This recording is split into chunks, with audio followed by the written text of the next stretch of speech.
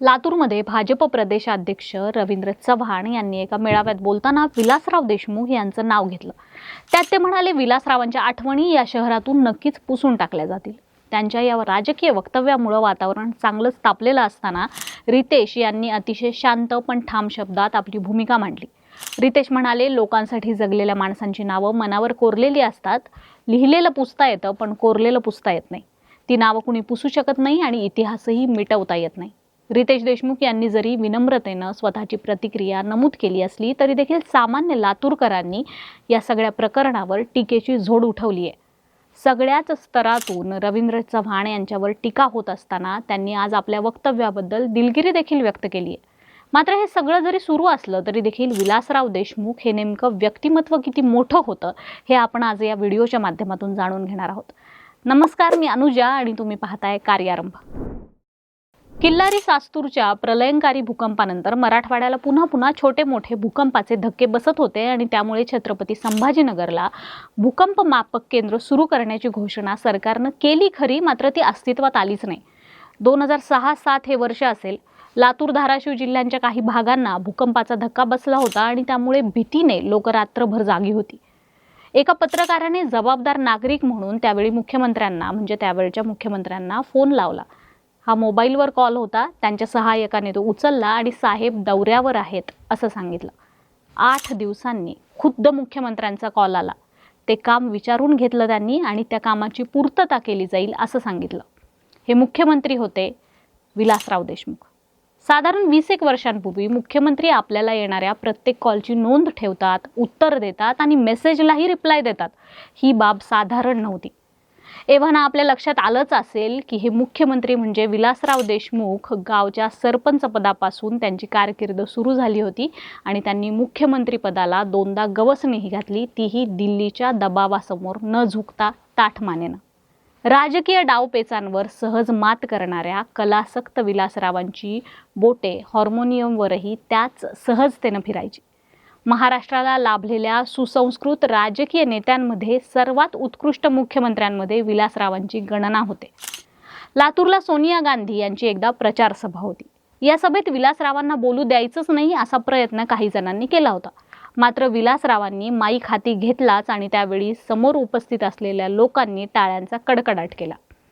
एखादा कलाकार आणि त्याच्या श्रोत्यांमध्ये जसा अमूर्त संवाद असतो तसाच अमूर्त संवाद विलासराव आणि लोकांमध्ये असायचा. श्रोत्यांशी, लोकांशी उत्तम संवाद असणारा विलासराव देशमुख यांच्यासारखा दुसरा नेता होणेच नाही. विलासरावांचे असे एक ना अनेक किस्से आहेत. 2 वेळा मुख्यमंत्री होण्याआधी विलासरावांना लातूर विधानसभा मतदारसंघात 1995च्या निवडणुकीत पराभव पत्करावा लागला. त्याच्या पुढच्या म्हणजे 1999च्या निवडणुकीत ते विजयी झाले आणि त्यांची मुख्यमंत्रीपदी वर्णी लागली. मुख्यमंत्री बनल्यानंतर ते लातूरला येत होते. मांजरा कारखान्यावर त्यांचा सत्कार सोहळा आयोजित करण्यात आला होता. सत्कार स्वीकारल्यानंतर ते बोलायला उठले आणि रडायलाच लागले. त्यांचं रडणं काही केल्या थांबत नव्हतं. 1995 मध्ये ते 33,000 मतांनी पडले होते आणि 1999ला जवळपास 1 लाख मतांनी ते विजयी झाले होते. पराभूत होणं, विजयी होणं आणि मुख्यमंत्री बनणं सर्व काही तुमच्यामुळं म्हणजेच मतदारांमुळं आहे ही भावना त्यांच्या मनात दाटून आली आणि त्यांना रडू कोसळलं होतं. विलासराव देशमुख यांचा जन्म 26 मे 1945 रोजी लातूर तालुक्यातील बाभळगाव इथे झाला. सुशीला देवी देशमुख आणि दगडोजीराव देशमुख हे त्यांचे आई वडील. माजी मंत्री दिलीपराव देशमुख हे त्यांचे बंधू. त्यांना 2 भगिनी. विलासरावांचे आजोबा व्यंकटराव देशमुख हे हैदराबाद संस्थानात महसूल अधिकारी होते. दगडोजीरावांना त्यांच्या वडिलांचे अधिकार वंश परंपरेने मिळाले, मात्र तोपर्यंत हैदराबाद संस्थानाचं विलनीकरण झालं होतं. विलासरावांचं शालेय शिक्षण लातूरातच झालं. त्यांनी पुण्याच्या ILS लॉ कॉलेजमधून कायद्याचं शिक्षण पूर्ण केलं. त्यानंतर त्यांनी लातूर येथे वकिली व्यवसाय सुरू केला. त्यांचं राजकारण ग्रामपंचायतीपासून सुरू झालं होतं. 1974 मध्ये त्यांची बाभळगाव ग्रामपंचायतीच्या सदस्यपदी निवड झाली. त्याचवेळी ते सरपंच देखील झाले. 1974 पासून पुढील 5 वर्ष ते बाभळगावचे सरपंच होते. त्यावेळी धाराशिव आणि लातूर एकच जिल्हा होता. त्यावेळच्या अविभाजित उस्मानाबाद जिल्हा परिषदेचे ते सदस्य बनले आणि लातूर पंचायत समितीचे सभापती म्हणून देखील त्यांनी काम पाहिलेलं आहे. विलासरावांची राजकीय कारकीर्द वरचेवर बहरतच होती. युवक काँग्रेसचं जिल्हाध्यक्षपद त्यांच्याकडे चालून आलं आणि त्यांनी तरुणांसाठी विशेष कार्यक्रम देखील राबवले. या कालावधीत त्यांनी स्वतःची वेगळी अशी ओळख निर्माण केली. लातूर विधानसभा निवडणुकीत 1980 मध्ये ते विजयी झाले आणि पहिल्यांदा आमदार बनले. त्यानंतर त्यांनी कधीही मागे वळून पाहिलंच नाही. 1995 पर्यंत ते सलग विजयीच होत राहिले. या काळात त्यांनी विविध खात्यांची मंत्रिपद भूषवली. राज्य पातळीवर त्यांचं वेगळं अस्तित्व त्यांनी तोपर्यंत निर्माण केलं होतं.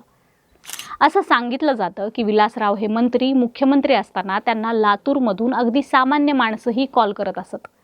राज्यातील प्रत्येक जिल्ह्यात विलासरावांचे खंदे समर्थक होते. यावरून त्यांच्या संपर्काचा अंदाज लावता येतो. विलासरावांना एखादा माणूस भेटला की तो कायमचा त्यांचाच होऊन जायचा असं लोक म्हणतात. लोकांना जोडून ठेवण्याचं अफलातून कसब त्यांच्याकडे होतं. त्यामुळेच आजही गावागावात विलासरावांवर प्रेम करणारे, त्यांच्या आठवणीने हळवे होणारे लोक आढळतात. लोकांशी उत्तम संवाद कसा ठेवायचा हे विलासरावांनी दाखवून दिलं होतं. आमदार झाल्यानंतर विलासराव कुर्डुवाडी इथून रेल्वेनं मुंबईला जायचे. रेल्वे यायच्या आधी ते तेथील एका स्टॉलवर एक खाद्यपदार्थ आवर्जून खायचे. तो खाद्यपदार्थ त्यांना इतका आवडला की ते खाल्ल्याशिवाय ते पुढे जाऊच शकत नसत. यातून त्यांची त्या दुकानदाराशी चांगली गट्टी जमली. विलासराव पुढे मंत्री झाले, मुख्यमंत्री झाले. मात्र त्या दुकानदाराला ते कधीही विसरले नाहीत. मुख्यमंत्री झाल्यानंतर एकदा रेल्वेने येण्याचा योग त्यांना आला. त्यावेळी कुर्डुवाडी स्टेशनवर त्या दुकानदाराला बोलावून घेऊन विलासरावांनी त्याची भेट घेतली. विधानसभेची 1995ची निवडणूक मात्र विलासरावांसाठी अत्यंत धक्कादायक ठरली. या निवडणुकीत त्यांचा पराभव झाला. जवळचे नेते, कार्यकर्त्यांच्या चुकीचा फटका आणि विलासरावांना यामुळे झालेला त्रास या सगळ्यातूनच त्यांना 33,000 मतांनी पराभव स्वीकारावा लागला. त्यांच्या पराभवाची चर्चा राज्यभरात झाली. विलासरावांच्या राजकीय कारकिर्दीतला हा अत्यंत पडता काळ होता. निवडणुकीचा प्रचार सुरू असताना अफवांचं जणू पीकच आलं होतं. या सर्व अफवा विलासरावांच्या विरोधात जाणाऱ्या होत्या. काहीही झालं तरी विलासरावांना यावेळी धडा शिकवायचाच अशी भावना लातूरकरांची 1995 मध्ये झाली होती. काँग्रेसमधीलच त्यांचे एकेकाळचे सहकारी शिवाजीराव पाटील कव्हेकर यांनी विलासरावांना पराभूत केलं. समोरचा उमेदवार मातब्बर किंवा योग्य होता म्हणून नाही, तर त्यापेक्षा विलासरावांची नकारात्मक प्रतिमा तयार झाल्यामुळे हा प्रसंग ओढावला होता. मतदारांनी केलेल्या या पराभवापासून योग्य तो धडा घेतलेल्या विलासरावांना त्यानंतर 2दा राज्याचं मुख्यमंत्रीपद भूषवण्याची संधी मिळाली. विलासरावांचा पराभव करण्यासाठी एक लॉबी सक्रिय झाली होती. कार्यकर्त्यांच्या राजकीय दडपशाहीला लोक, व्यापारी कंटाळले होते. लोकांच्या मालमत्ता हडपल्याचा आरोप काही कार्यकर्त्यांवर होऊ लागला. दादागिरी, गुंडगिरीचे आरोप रोजचेच झाले होते. कैलासवासी शिवाजीराव पाटील निलंगेकर यांचं मुख्यमंत्रीपद घालवण्यात विलासरावांचा हात होता अशी चर्चा पसरली होती. लातूर बाजार समितीच्या निवडणुकीत विलासराव देशमुख आणि शिवाजीराव पाटील कव्हेकर यांच्यात मतभेद निर्माण झाले. त्यामुळे कव्हेकरांनी स्वतंत्र पॅनल उभं करून बहुमत मिळवलं होतं. ते सभापती देखील झाले. यासाठी त्यांना माजी मुख्यमंत्री कैलासवासी शिवाजीराव पाटील निलंगेकर यांच्याकडून बळ मिळाले होते अशी चर्चा होती. शिवाजीराव पाटील कव्हेकर हे माझ्यासमोर मामुली आहेत, मी त्यांची पर्वा करत नाही असे विलासराव एके ठिकाणी बोलून गेले. त्या निवडणुकीतील हा सर्वात मोठा टर्निंग पॉईंट ठरला.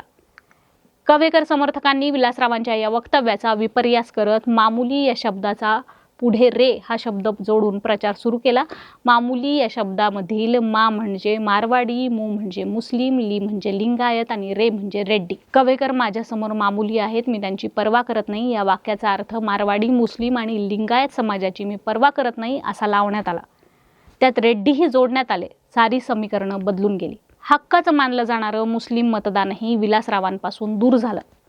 कव्हेकर हे जनता दलाचे उमेदवार असल्यामुळे विलासरावांच्या विरोधात मतदान करण्यासाठी मुस्लिमांची अडचण झाली नव्हती. त्यानंतर विलासरावांनी शिवसेनेच्या पाठिंब्यावर विधान परिषद लढवली. त्यातही त्यांचा पराभव झाला. 1999ला विलासराव जवळपास 1 लाख मतांनी निवडून आले आणि मुख्यमंत्री बनले. पराभूत झाल्यानंतर विलासरावांमध्ये उदारता आली होती. त्यांनी कोणाशीही शत्रुत्व ठेवलं नव्हतं असं अनेकदा बोललं जातं. असं सांगितलं जातं की विलासराव मुख्यमंत्री बनल्यानंतर शिवाजीराव कव्हेकर एक काम घेऊन त्यांच्याकडे गेले होते. विलासरावांनी ते काम तातडीनं मार्गी लावलं होतं. हा होता त्यांचा दिलदारपणा. पण कार्यकाळ पूर्ण व्हायच्या आधीच त्यांना राजीनामा द्यावा लागला होता. सत्ताधाऱ्यांमध्ये, तेही मुख्यमंत्र्यांमध्ये अशी उदारता असेल तर ती लोकांना खूपच भावते.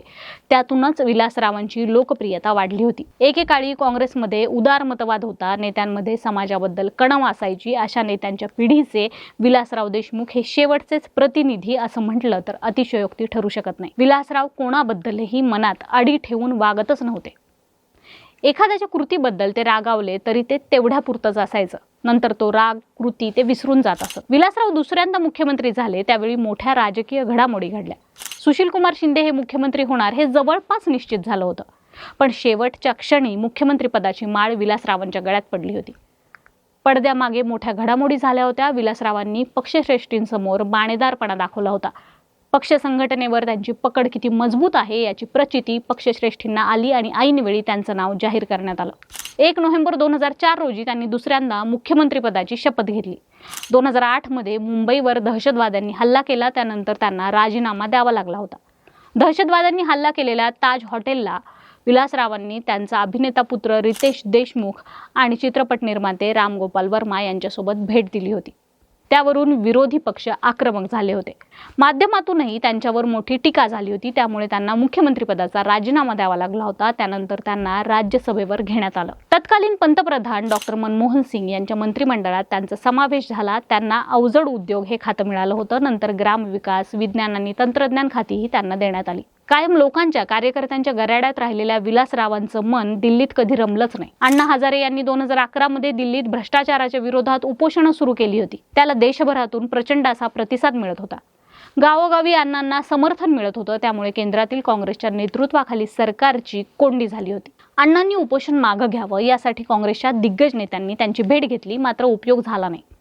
विलासरावांनी अण्णांची भेट घेतली असती तर उपोषण आधीच सुटलं असतं. मात्र काँग्रेसच्या बड्या नेत्यांनी विलासरावांना विश्वासात घेतलं नाही. विलासरावांची उपयुक्तता काँग्रेस नेत्यांच्या उशिरा लक्षात आली असंच म्हणावं लागेल. अखेर विलासरावांनी अण्णांची भेट घेऊन विनंती केली. त्यानंतर अण्णांनी उपोषण सोडलं होतं. डॉक्टरला जसा पेशंट कळतो त्याप्रमाणे लोक स्वतःच्या कामासाठी आले आहेत की इतरांच्या कामासाठी आले आहेत हे विलासरावांना लगेच कळायचं. मांजरा कारखाना आणि लातूरची मूकबधिर शाळा हे त्यांचे 2 मोठे वीक पॉइंट. शहरात कोणी पाहुणा आला की ते आवर्जून या 2 संस्था दाखवायचेच. मांजरा कारखान्यात त्यांनी कार्यसंस्कृती रुजवली होती. उत्कृष्ट माणूस नेमायचा आणि त्याच्या कामात हस्तक्षेप करायचा नाही असा विलासरावांचा शिरस्ता होता. त्यामुळेच या दोन्ही संस्था नावारूपाला आल्या. मराठवाड्यात ऊसाला 9 ते 10% उतारा मिळायचा. अशा काळात मांजरा कारखान्याचा उतारा 13% होता. यातून झालेला नफा त्यांनी ऊस उत्पादक शेतकऱ्यांना आणि कामगारांना दिला. कामगारांना 2-3 महिन्याचा पगार बोनस म्हणून देण्याची सुरुवात मांजरा कारखान्यानंच केली आहे. विलासराव आणि भाजपचे नेते गोपीनाथ मुंडे यांची गाढ मैत्री होती. हे दोन्ही नेते आज हयात नाहीत, तरीही त्यांच्या मैत्रीची चर्चा गावागावात होते. 2012 मध्ये विलासराव आजारी पडले. त्यांना यकृताचा आजार जडला होता. हा आजार त्यांना आपल्यातून घेऊन जाईल असं कोणालाही वाटलं नव्हतं. 14 ऑगस्ट 2012 रोजी चेन्नईतील ग्लोबल हॉस्पिटलमध्ये त्यांचं निधन झालं. अमित, रितेश आणि धीरज हे त्यांचे पुत्र.